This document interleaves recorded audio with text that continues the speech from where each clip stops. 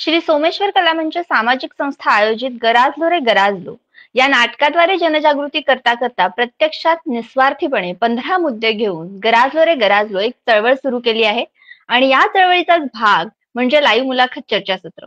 या चर्चासत्रामधून कोकणातील प्रेरणादायी व्यक्तिमत्वांच्या मुलाखती घेऊन त्यांची कामे, त्यांचे विचार कोकणवासियांपर्यंत पोहोचवले जातात. आणि मी बिंदिया लाईव्ह मुलाखत चर्चासत्राच्या आजच्या 332व्या भागात तुम्हा सर्व रसिक प्रेक्षकांचे सहर्ष स्वागत करते. आज आपल्या सोबत आहेत शासकीय अधिकारी तसेच सीताराम संजीवनी आनंद आश्रमाचे संस्थापक माननीय विठ्ठल मयेकर सर. नमस्कार सर. तुमचं लाईव्ह मुलाखत चर्चासत्रामध्ये सहर्ष स्वागत. नमस्कार. नमस्कार. नमस्कार.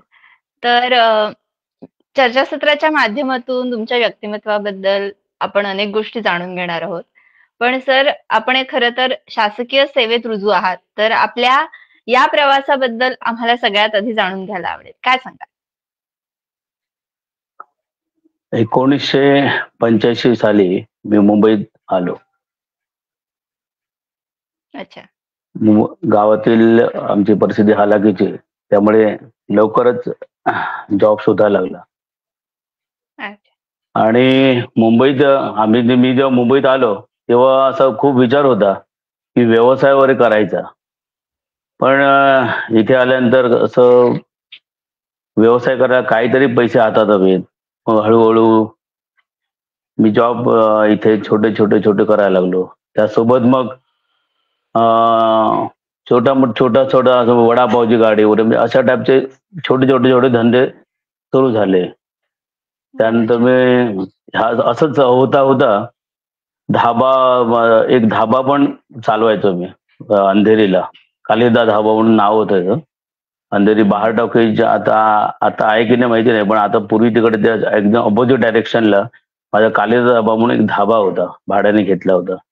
तो चालवायचो. पण सर्व याच्यात अपयश यायचं. कारण काय, खिशात काही नसायचं, त्यामुळे अपयश यायचं. आणि असं करता 1992 13 ऑक्टोबर 1992 ला मला कस्टम्स विभागात जॉब लागला. अच्छा. व्यवसायाचं जे भूत होतं ते डोक्यात होतंच. त्यामुळे व्यवसाय मुंबईत कोण करतात ह्याच्यावर माझं फार लक्ष होतं. म्हणजे कोणकोणत्या जाती धर्मातून किंवा भाषा वर्गातून जे भाषिक आहेत, गुजराती, मारवाडी, भैया असे लोक व्यवसाय करतात. आणि आपली जी माणसं, कोकणी माणसं आहेत किंवा मराठी माणसं, सगळी संपूर्ण जो महाराष्ट्र प्रदेश आहे, तर ह्या लोकांचा आणि विशेष करून कोकणी लोकांचा कल जास्त नोकरीकडेच असायचा. कारण आपल्याकडे हा जो संस्कार आहे कोकणी लोकांना की नोकरी करायची, म्हणजे व्यवसाय करण्यासाठी मुंबईत जा असं पालक कोणते म्हणताना मी कधी ऐकलं नाही. नोकरी करण्यासाठी मुंबईत जा असंच एक हे होता. पण लोकांवरती बगडा या इथे म्हणजे तोच व्यवसाय करण्यासाठी असं कोणाचा फोकस नव्हता कधी. नोकरी करायची. म्हणजे जो मुलगा मुंबईत तेव्हा यायचा माझ्या सोबत, की आधी जे लोक आले आमचे वडील आले किंवा वडिलांच्या आणखी आधीची एक पिढी आली, ते सर्व नोकरी करण्यासाठी आले, गुलामी करण्यासाठी इकडे आले आणि व्यवसाय सोडून म्हणजे ह्या क्षेत्रात आले, नोकरी करायला लागले. तर मला मुद्दा कुठे आहे की नोकरी म्हणजे व्यवसाय तर हे डोक्यात असं सुद्धा मला ती नोकरी करायला लागली. त्याची कारण अशी आहे की सामाजिक तेव्हा जो भावना, की आता सुद्धा अशीच भावना आहे लोकांची की नोकरी करणारा मुलगा आता सुद्धा लग्न करण्यासाठी वगैरे लाईक करतात. म्हणजे एखाद्या मुलीचं स्थळ आलं लग्न करताना, तर मुलगा नोकरी करतो का हा प्रश्न विचारतात, व्यवसाय करतो का विचारत नाही.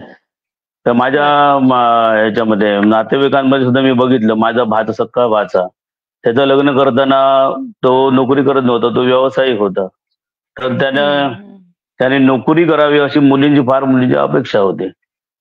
आता त्याला मुलगी मिळाली, आमच्या विभागातून आम्ही तर मुलगी मिळाली. पण मुद्दा कुठं असा आहे की त्या मानसिकतेमुळे तुम्ही थोडक्यात हा म्हणजे व्यवसायाकडे कल इकडे नाही आहे. हम्म, आणि आणि हम्म, हम्म, माझं आता आता आम्ही एवढं बोलतोय म्हणजे तसा मुद्दा लोकांनी लक्षात ठेवावा की व्यवसायात सुद्धा प्रचंड पैसा मिळतो त्या नोकरीपेक्षा. बरोबर.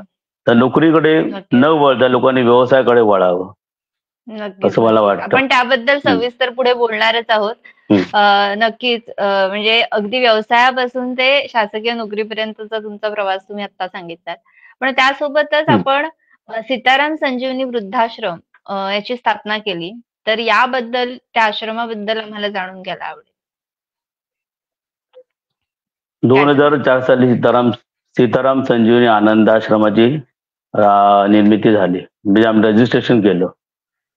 ते रजिस्ट्रेशन होण्यापूर्वी आधीच एक 8-10 वर्ष माझ्या हं, नेहमी हा प्रश्न रेंगाळत असायचा डोक्यामध्ये की आपल्याला काहीतरी समाजासाठी किंवा आपल्या घराच्या उन्नतीसाठी, घराची उन्नती इन द सेन्स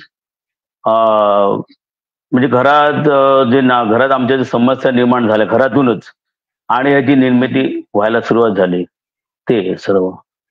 तर 2004 साली हजार निर्मिती झाली. त्याच्या आधी डोक्यात हाच विचार असायचा की आपल्याकडून काहीतरी हॉस्पिटल किंवा असा अनाथाश्रम वृद्धाश्रम असं असायला हवं. म्हणजे लोकांना आपण योग्य तो न्याय देऊ शकतो असं मला हं, नेहमी वाटायचं. आणि त्यातून ही निर्मिती झाली. कारण आमच्या घरातच असं ट्रॅजेडी होती की माझे हं, आजोबा खूप आजारी होते. मी 1992 कामाला लागलो तेव्हा हं, हं. आजारी होते. आम्हाला काही कळलं नाही आजार वगैरे. कारण काय की आजोबा एका रूम मध्ये झोपायचे. ते आजार काय हेच लोकांना आमच्या घरातल्या लोकांना कळायचं नाही. कारण माझी जी वडिलांची आई आहे ती नव्हती. आजोबा एकटेच असायचे एका रूम मध्ये. अच्छा. आणि आजारी असता असता त्यांच्या पायामध्ये किडे झाले. अरे बापरे! किडे झाले आणि अं,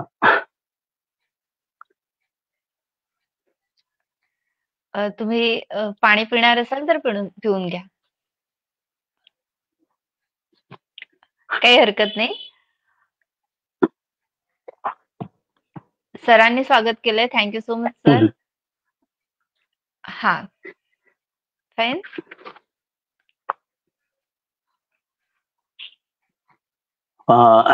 त्यामुळे हा जो सुरू करूया? आश्रमाचा जो हां. हॅलो हं. बोल. हां, हां. Yes, yes. आश्रमाचा जो हे आला डोक्यामध्ये तो विचार तो असा झाला. त्यानंतर आणखी घटना याच्यामुळे आणखी कारणीभूत झाली. आमची आजी माझ्या आईची आई ती हं, सुद्धा हं, हं. आधार नसल्या कारणाने तिने आत्महत्या केली. अरे वाह! हं. तर हे सगळे विचार म्हणजे डोक्यात घेऊन हा आश्रमाची निर्मिती झाली. सुरुवात आश्रमाची झाली. अशी निर्मिती स्थापना सुरुवात केली. झाली. हं, हं, हं. हं, हं. तर सर या आनंदाश्रमामध्ये सर्वसामान्य लोकांसाठी काही योजना आखल्या आहेत का? आणि जर आखल्या असतील, तर नक्कीच आम्हाला म्हणजे त्याचा थोडक्यात आढावा घेतलात तर आम्हाला नक्कीच आवडेल. म्हणजे सांगितलं तर बरं होईल बरोबर. प्रेक्षकांसाठी. अ, आश्रम सध्या सुरू आहे. आश्रमामध्ये सध्या आम्ही केअरटेकर युनिट चालू केलेलं आहे. म्हणजे हं, जे आजारी पेशंट असतात ते हॉस्पिटलमध्ये जेव्हा आपण ठेवतो तेव्हा हॉस्पिटलमधून उपचार करून घरी येतात. तर तेव्हा सुद्धा त्यांना उपचारांची गरज असते. अशा पेशंटना जास्तीत जास्त आम्ही ऍडमिट करून घेतो. ओके. काही पेएबल आहेत, काही नॉन पेएबल आहेत. पण आमचा पेएबल हा दृष्टिकोन नाही. आमचा नॉन पेएबल जे लोक आहेत, जे निराधार लोक आहेत, ज्यांना खरोखर आधाराची गरज आहे, अशाच लोकांना आम्हाला ह्या नंतरच्या काळामध्ये आम्हाला ट्रीटमेंट द्यायची आहे. वृद्धाश्रम हा आमचा मूळ कन्सेप्ट नाही आहे. आम्हाला हं, जो हं, हं. गरजू लोकांना जी सेवा द्यायची आहे तो आमचा मूळ कन्सेप्ट आहे. त्याचबरोबर आता काय हं, झालं की आमच्याकडे जागा भरपूर मोठ्या प्रमाणात जागा आहे. 6 एकर आमच्याकडे जागा आहे टोटल हं, आश्रमाची जागा हं. जी आहे. तर आम्ही त्याच्यामध्ये एक रिसॉर्ट म्हणजे रिसॉर्ट टाईप आम्ही करतो. आनंदाश्रम रिसॉर्ट असं तर नाव टाकलेलं आहे याच्यावर ऍड मध्ये वगैरे ऍड दिलेले हं, आहेत हं. बऱ्याच ठिकाणी. आनंदाश्रम रिसॉर्ट म्हणजे हॉटेल टाईप. तुम्ही तिकडे हं, हं. आल्यानंतर साधारण म्हणजे हॉटेल मध्ये राहतो असं तुम्हाला तो फील आला पाहिजे. म्हणजे त्याच्यामध्ये सगळ्या हॉटेलच्या सगळ्या सुविधा असणार, चांगला रूम असणार, स्विमिंग पूल आणि इतर सुविधा आणि त्याबरोबर जे राहताना तुम्हाला हा नॉन पेएबल आहे. एकदा ₹5,000 लाईफ टाईम भरायचे आणि पूर्ण पूर्ण कुटुंबासहित आपण वर्षाला 2 ते 3 वेळा आपण येऊ शकता, राहू शकता. तिथे राहणं फ्री आहे. जेवण हम्म. जे आहे व्हेजिटेरियन जेवण ते फ्री मिळणार आणि तिथे आम्ही डेली डे टू डे आध्यात्मिक असं आध्यात्मिक जे कार्यक्रम आहेत कथा, कीर्तन किंवा असे हम्म. हम्म. सांस्कृतिक काही मनोरंजक कार्यक्रम आहेत असे आम्ही कार्यक्रम राबवणार आणि त्या कार्यक्रमात त्या आलेल्या भाविकांनी आलेल्या ज्या आश्रितांनी आनंद घ्यायचा आहे. हा आमचा पुढील आमचा मूळ कन्सेप्ट आहे. नक्कीच, नक्कीच. सर हम्म. हे कुठे आहे हे सांगितलं तर बरं होईल. सीताराम संजीवनी आनंदाश्रम हा ऍक्च्युली वेंगुर्ला तालुक्यामध्ये आहे. पण कुडाळवरून येणं वेंगुर्ला. जाणं कुडाळवरून 16 किलोमीटर कुडाळवरून आहे आणि वेंगुर्ल्यातून फार हम्म. लांब होतो. वेंगुर्ल्यातून 27 किलोमीटर आहे. अच्छा. वेंगुर्ल्याच्या त्या तालुक्यामध्ये वेंगुर्ला तालुका थोडासा एक पट्टा आहे वेंगुर्ल्याचा उभा पट्टा आहे. त्यामुळे हम्म. त्या पट्ट्यामध्ये आमचा आश्रम येतो. पण कुडाळ तालुक्यावरून जवळ आहे आणि अच्छा. निवती पोलीस स्टेशन मापणगाव असं त्या गावाचं नाव आहे. मापण. अच्छा, मापणला आहे. हम्म, नक्कीच, हम्म. नक्कीच. खूप चांगला उपक्रम आहे आणि मेन म्हणजे अ, सगळ्या गोष्टींच्या सगळ्या जे आपण ऐकलं त्यावरून नक्कीच म्हणजे समाजाच्या हितासाठी असलेला उपक्रम आहे. तर सर ह्या म्हणजे सोशल वर्क सोबतच तुम्ही भजन मंडळांमध्ये सुद्धा सक्रिय आहात. तर भजनाची आवड हो. कशी काय निर्माण झाली? भजनाची आवड अगदी लहानपणापासूनच आहे. म्हणजे ऍक्च्युली काय कोकणातली जी सर्व मुलं मुंबईत येतात किंवा मुंबई गावात असतात. आता सुद्धा जी मुलं आहेत गावात असतात ती मुंबईत हं, हं, हं. आलेली आहेत. आधी यापूर्वी आलेले आहेत. ते सुद्धा सगळ्यांना भजनाची आवड आहेच. कारण काय आपल्या कोकणाचा मूळ जो एंटरटेनमेंट किंवा जो आध्यात्मिक जो हे जातो तो भजनातूनच जातो. माझे वडील नक्कीच. भजनी बुवा होते. त्यानंतर मग मला तो ह्याच्या याने परंपरेने तो माझ्याकडे तो हे आला. मी पण भजन गायला लागलो. आमच्या कुटुंबात माझा लहान भाऊ तो सुद्धा भजनी बुवा आहे. अच्छा. मी स्वतः भजनी बुवा आहे. तर असं अशा ह्यानी तो भजनी परंपरा आमच्याकडे आली. पण आमचं भजन जे आहे ते पारंपरिक भजन म्हणजे सांप्रदायिक भजन आहे. हं, हं. अच्छा. हा. नक्कीच, नक्कीच. हां, तर सर समाजात ना खरं तर अनेक समस्या आहेत आणि त्या समस्यांना वाचा फोडण्यासाठी प्रभावी माध्यम म्हणजे आपण भजन म्हणू शकतो. तर हं. भजनाद्वारे सर जनजागृती होते का असं तुम्हाला वाटतं का? काय सांगाल? भजनाद्वारे आम्ही जे भजन करतो त्याच्यातून जनजागृती होत नाही. ऍक्च्युली आम्ही सांप्रदायिक भजन करतो. हं, हं. आणि ते भजन जी कोकणातली सध्या भजनं चालतात म्हणजे डबल बारी वगैरे हं, हं. ह्यातून कोकणी जे बुवा आहेत भजनी बुवा आहेत ते मोठ्या प्रमाणात प्रचार करू शकतात कोणत्याही विषयाचा जो आहे कोणते सामाजिक विचार लोकांपर्यंत पोहोचवू शकतात. पण आमच्या मार्फत आमची जी भजनं चालतात त्या मार्फत तो तेवढा प्रभावी होऊन पोहोचत नाही. आम्ही जी हं, हं, भजनं करतो हं. सांप्रदायिक भजनं आहेत त्या मार्फत. पण आधीच्या काळामध्ये म्हणजे फार 700-800 वर्षापूर्वीच्या काळामध्ये अ, ही भजनाच्या माध्यमातूनच हा सर्व प्रचार व्हायचा. आधीचे संत एकनाथ महाराज म्हणा, संत तुकाराम म्हणा, संत ज्ञानेश्वर म्हणा, ह्या संतांनी आपल्या ज्या लिखाणातूनच आपला हा प्रचार केलेला आहे. हे सर्व श्रुत आहे. सर्वांना माहीतच आहे हे न सगळं. नक्कीच, नक्कीच, नक्कीच. हं, अ, अ, सांप्रदायिक असू देत नाही तर तुम्ही म्हणालात तसं थोडं सध्याच्या काळातलं भजन असू दे, दोन्ही हं, आपल्या कोकणाची संस्कृती आहे आणि नक्कीच म्हणजे भजन तर तुम्ही सांगितलं त्याप्रमाणे भजनातून सुद्धा हं. जनजागृती करता येते. नक्कीच. हां. सर यासोबतच खरं तर कोकण हे स्वर्ग आहे. पण आजची परिस्थिती पाहिली तर आपलं हे स्वर्ग कुठेतरी लोप पावताना दिसतं. तर यावर तुम्ही काय सांगाल?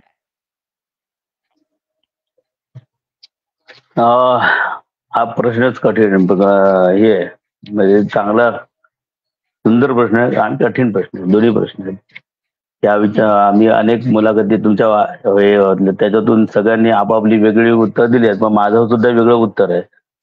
काय झालं नक्की. की आपण दृष्टीने म्हणजे आमच्या पिढ्यानपिढ्या आता जवळ तिसरी पिढी असावी आमची आता ही. माझा 59 वर्ष वय आहे. तर तिसरी पिढी, तर ह्या पिढ्यांनी काय केलं की मुंबईत आले. आम्हा आमच्या आमच्या आमच्या आधी 2 पिढ्या लोक मुंबईत आले, मुंबईतच स्थायिक झाले किंवा कुठेही गेले, म्हणजे जगाच्या कोपऱ्यात कुठेही गेले. जर अमेरिकेत गेले, अमेरिकेत मोस्टली लोक अमेरिकेत जातात, मुंबईत असतात, तर जिकडे जातात तिकडेच स्थायिक होतात. त्यामुळे काय झालं की ह्या मंडळींचा कोकणाकडचा कल कमी झाला.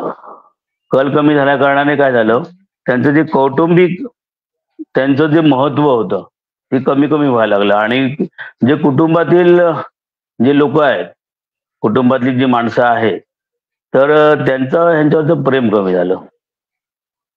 कारण हा जो ह्याचा फरक आहे. त्यामुळे हे जे हो झालं की ह्या जी मुंबईत आलेली मंडळी आहेत, त्यांचं कसं आलं की आमची प्रॉपर्टी गावात आहे, पण प्रॉपर्टी फक्त विकण्याकडे कल वाढला.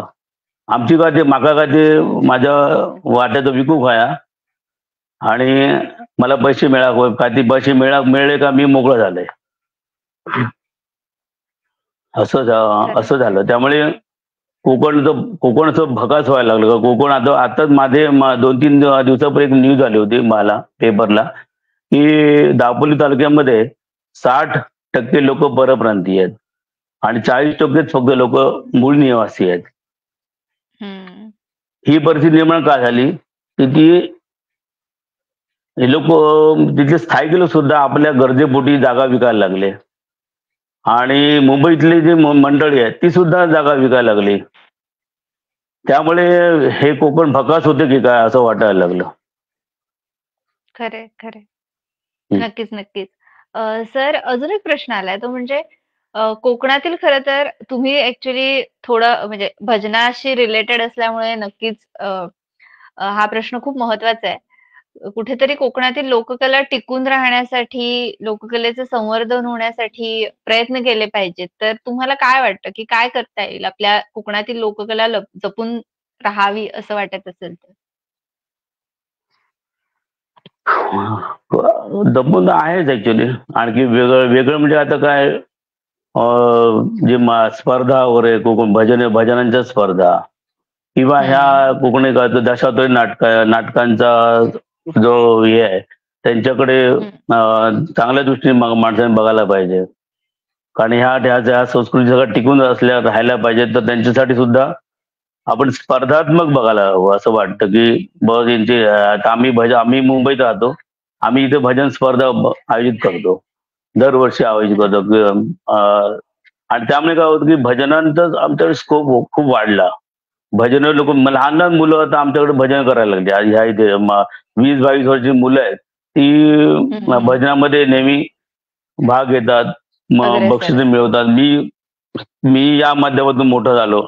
मी 1995 पासून भजनामध्ये आहे. अनेक स्पर्धा केल्या आणि प्रत्येक स्पर्धेमध्ये काही ना काही पारितोषिक मिळालं.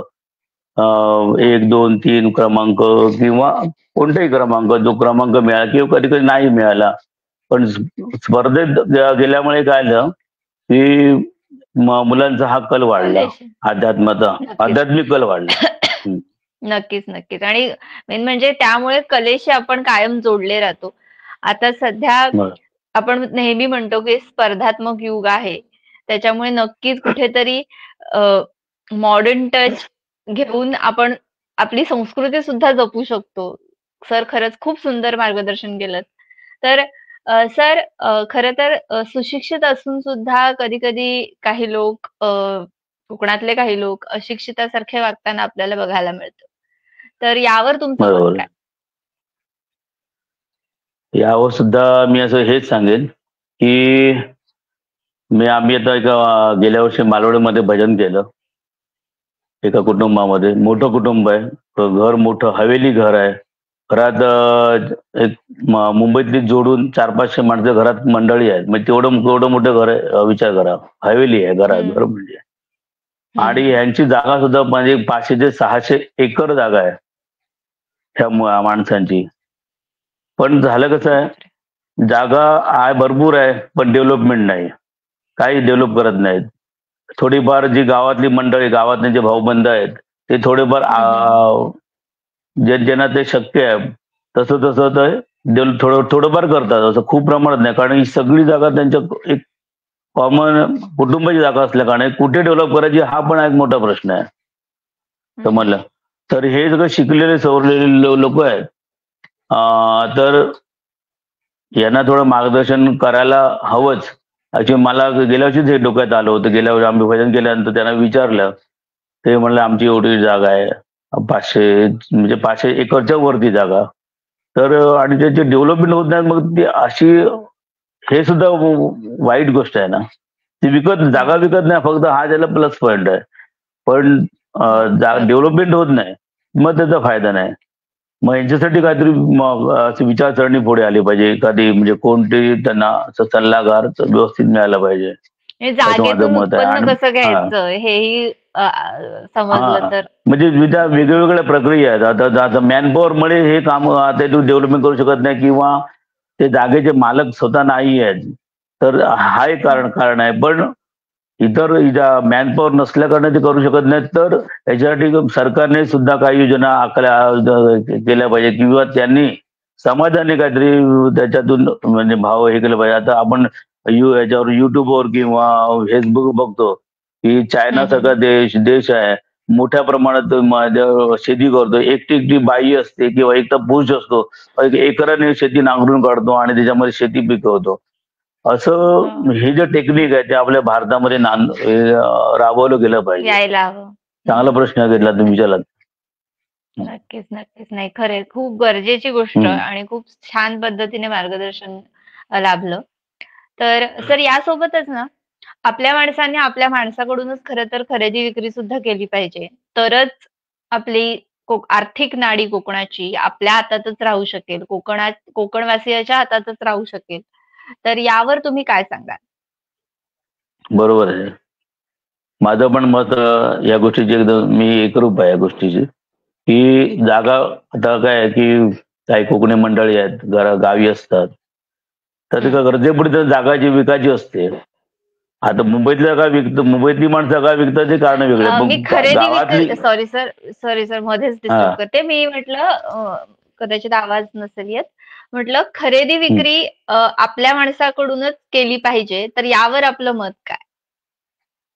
यावरच मत सांगतोय, की हं. बरोबर, प्रश्नच बरोबर आहे. आणि आपल्याकडून खरेदी केली पाहिजे, किंवा तरच जो बरपर्यंत यांचा जो ओघ आहे येस, येण्याचा, येस. तो कमी होईल. हां, हां, हां. हा हा हां, बरोबर. हा माझा नाही तुम्ही तुमचं असं मत हे कंटिन्यू करा. हं, हं, हं. हा येस, येस. तर हा तर बरपर्यंतचा ओघ कमी होईल, आणि बरपर्यंतकडे जागा जाणार नाहीत, आणि ते आपल्या कोकणी माणसाकडे जागा राहतील. हे ह्या मताची हं. मी एकदम ठाम आहे. म्हणजे नक्कीच, ह्या मताची नक्कीच. मला मत. हा बरोबर आहे. अ, तुम्ही म्हणत होतात, की जे जागांबद्दल तुम्ही जो मुद्दा मांडत होतात, तो मी मध्येच थांबवला मगाशी. तुम्ही हा जर पॉसिबल असेल तर तुम्ही तो कंटिन्यू केलात तरी पण चालेल. नाही, हेच म्हणत होतो मी, की ह्या जागा, जमीन जागा आपल्या भावबंधांमध्ये, आपल्या गावातली एखादी गरजू व्यक्ती असेल त्यानंच जागा विकल्या पाहिजेत. त्या हं, हं. थोड्याफार पैसे कमी मिळतील, पण ती जागा आपल्याकडेच राहील. ती जागा ती आपल्याच माणसांकडे राहील, आपल्याकडे राहील, आपल्याला बघता येईल. उद्या बाहेरच्या एका परप्रांतीला जागा विकली गेली, जागेची हं, हं, हं. डेव्हलपमेंट होईल, पण जागा आपल्याकडून ती निघालेली असणार तेव्हा दुःख होईल. आता बऱ्याच दुकान आता आपण बघतो, आमची ह्या प्लॅन मध्ये जागा गेली, आमच्या त्या प्लॅन मध्ये जागा गेली. एकराची जागा लोकांनी विकून टाकल्या आधी थोड्या थोड्या करून, आणि नंतर आता ते राजापूरच्या आणि तो प्रकल्प आला, तर त्यातून जागा विकून टाकल्या, आणि आता ठणठण गोपाळ. आता त्यांच्या जागा नाही, त्यांच्याकडे काही जागा नाही. आता त्यांना दुःख होतं, अरे आम्ही जागा विकून मोकळे झालो. राजापूरमध्ये जी खरंय. स्थिती आहे ह्याच्यामध्ये, तर त्या हं. लोक एकरांनी जागा विकून टाकल्या, मोकळे झाले, आणि ते सगळे गुजराती मालक आहेत सगळे. ह्या म्हणजे. आणि आता ह्या लोकांना नुसतं बघायला लागतं, कारण काही इलाजच नाही बघण्यापलीकडे. दुसरं खरंय. काहीच करू शकत नाही. खरंय. तुमचा नाही हा जो चांगला प्रश्न आहे, आणि लोकांनी ह्या प्रश्नावर एकदम गांभीर्याने विचार केला पाहिजे, असं माझं मत आहे. नक्कीच, नक्कीच, नक्कीच. आणि सर आता आपण खरं तर जमिनींच्या खरेदी आणि विक्रीबद्दल बोललो, की म्हणजे कशा पद्धतीने कोकणी माणसाने जर अगदीच परिस्थिती आली किंवा अगदीच गरजेचं असेल तर जर विकली जागा तर ती कुणाला विकायची? म्हणजे कोकणीच माणसाला शक्यतो विकली पाहिजे जेणेकरून जमिनी आपल्याकडेच राहतील. पण त्यासोबतच आपल्याला असं बघायला मिळतं, की आपण कोकणामध्ये जर एखाद्या कोकणवासियाने व्यवसाय सुरू केला, मग तो कुठल्याही प्रकारचा असू शकतो. मग त्यावेळेला सुद्धा ऍक्च्युली खरेदी विक्री करताना आपण आपण ऍज अ म्हणजे कोकणवासी असल्यामुळे वासियाकडूनच खरेदी विक्री केली पाहिजे. म्हणजे व्यवसाय एखाद्याने सुरू केला तर त्याबद्दल काय सांगाल? बरोबर आहे. बरोबर आहे. शेतीमाल किंवा अन्य म्हणजे प्रॉडक्ट आहेत, कोकणी प्रॉडक्ट कुठच्याही आहेत, ते कुठचंही हा का दुकान नॉर्मल. अगदी हा तर वडापावाची ते गाडी शक्यतो किंवा कुठचंही. आपल्या आपल्या लोकांकडून घेतला पाहिजे. आता आम्ही सुद्धा आता वारंवार माझं जाणं येणं होतं. आमच्या गावात एक हं, दुकान आहे, प्रभू कॅशिव हं, म्हणून. आम्ही त्याच्याकडून हं, काजूगर विकत घेतो. कुडाळ घेत नाही, कुडाळमध्ये किंवा वेंगुर्ल्यात जाऊन काजू दुकानामधून घेत नाही. कारण काय, हं, आणि ही म्हणजे क्वालिटी क्वालिटी पण आम्हाला हे करता येते. क्वालिटी म्हणजे आपल्या प्रभू कॅशिव मधून घेतलं तर हं, ती क्वालिटी पण उत्तम क्वालिटी मिळणार, हा एक प्रश्न झाला. आणि आपल्या माणसाला थोडे 2 पैसे मिळाले, ह्याच्यात पण सुख असतं. आम्ही कुडाळवरून बाईकने आम्ही येतो, बाईक गाडीवरती. आणि मी हं, कुडाळ राहतो, मी नेहमी जातो तेव्हा. तर कुडाळ बाईकवरून येतो, आणि कुडाळला आमच्या गावामध्ये ते हे आहे, काजू फॅक्टरी आहे. तर हं, त्यांच्याकडे आम्ही येऊन ते काजूगर विकत घेतो. मग जाण्या समजा एक 100-200 रुपये जाण्यानेच जातात. तरी पण आम्हाला जे सुख असतं, की त्याला जर 2 पैसे मिळाले, आपल्याला क्वालिटी माल मिळाला, हे दोन्ही गोष्टी हं. साध्य होतात त्यामुळे. नक्कीच, नक्कीच. आपल्या कोकणातल्या शेतकऱ्याकडून आलेला माल हा नक्कीच गुड क्वालिटीचाच आपल्याला मिळणार याची आपल्याला मात्र खात्री तर असते. बरं. नक्कीच, नक्कीच. खूप सुंदर मार्गदर्शन सर.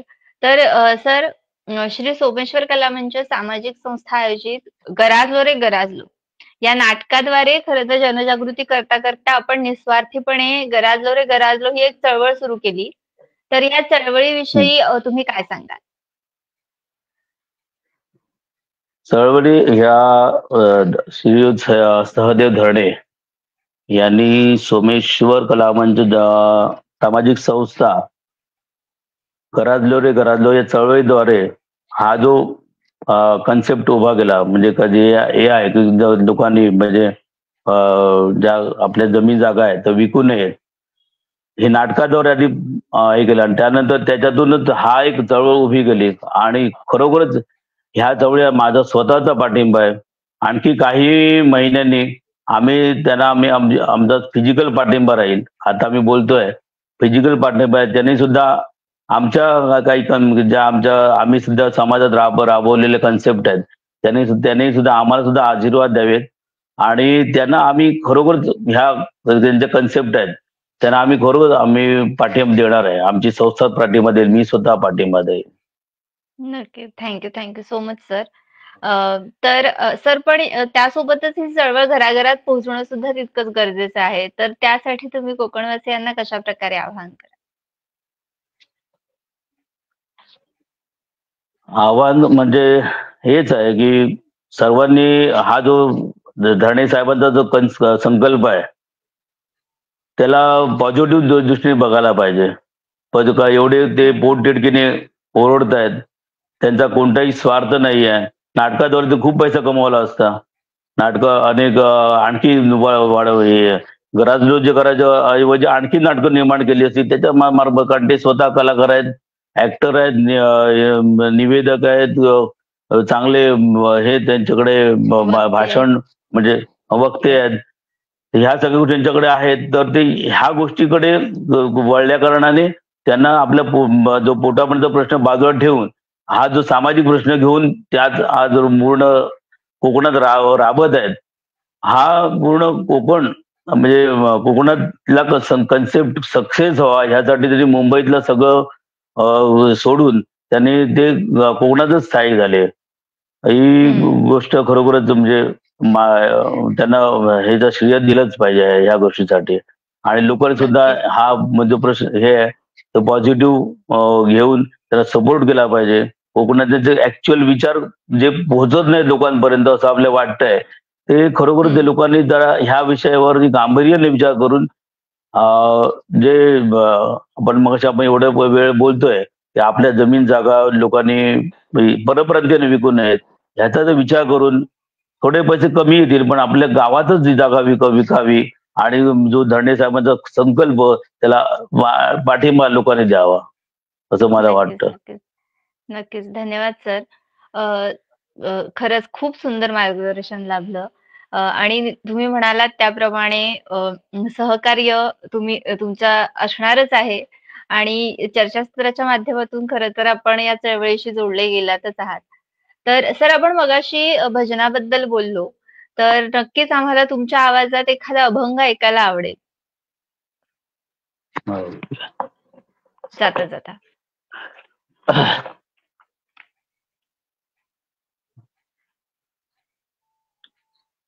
साधनात सोपे नाम हे केवळ या विन सकळ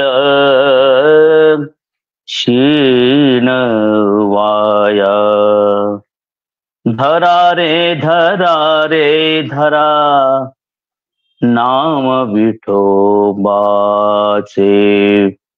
तेणे अज्ञानाचे मूळ नासे.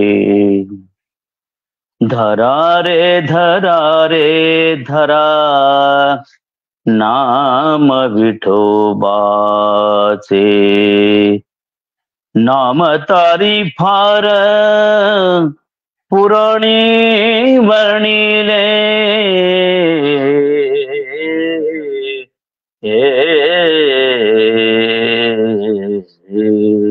नाम तारी फार पुराणी वर्णिले नामची केवळ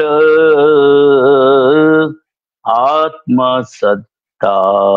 धरा रे धरा रे धरा नाम विठोबाचे. नामा म्हणे नामी रंगला सुरंग. नामा म्हणे नामी रंगला सुरंग. अंगे स्वयमेव पांडुरंग. धरा रे धरा रे धरा नाम विठोबाचे. धरा रे धरा रे धरा नाम विठोबाचे.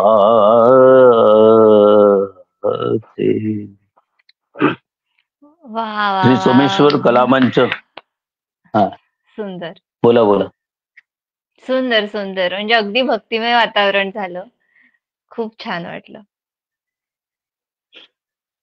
श्री येस. सोमेश्वर कलामंच सामाजिक संस्थे घरातलो रे घरातलो या माध्यमातून आज मला आपण संधी प्राप्त करून दिली त्याबद्दल मी आपला आभारी आहे. धन्यवाद. धन्यवाद, धन्यवाद सर. खरं तर तुम्ही आज वेळात वेळ काढून या चर्चासत्रासाठी उपस्थित राहिलात आणि आम्हाला इतकं सुंदर मार्गदर्शन केलं. त्याबद्दल खरंच आपल्या संपूर्ण टीमकडून तुमचे मनापासून आभार आणि तुमच्या पुढच्या संपूर्ण वाटचालीसाठी आपल्या टीमकडून मनःपूर्वक शुभेच्छा. धन्यवाद सर. धन्यवाद. धन्यवाद. आणि प्रेक्षक हो, तुमच्याकडे कोकणातील काही समस्या असतील तर त्या आमच्याकडे पुराव्यानिशी तुम्ही नक्की पाठवू शकता. आपण या चर्चासत्राच्या माध्यमातून नक्कीच त्यावरती आवाज उठवू. तर त्यासोबतच आपण गराजो रे गराजलो एक चळवळ हे आपलं YouTube चॅनल सुद्धा आहे. तर ते तुम्ही नक्कीच सबस्क्राईब करू शकता आणि आपल्या ह्या चळवळीला सपोर्ट करू शकता.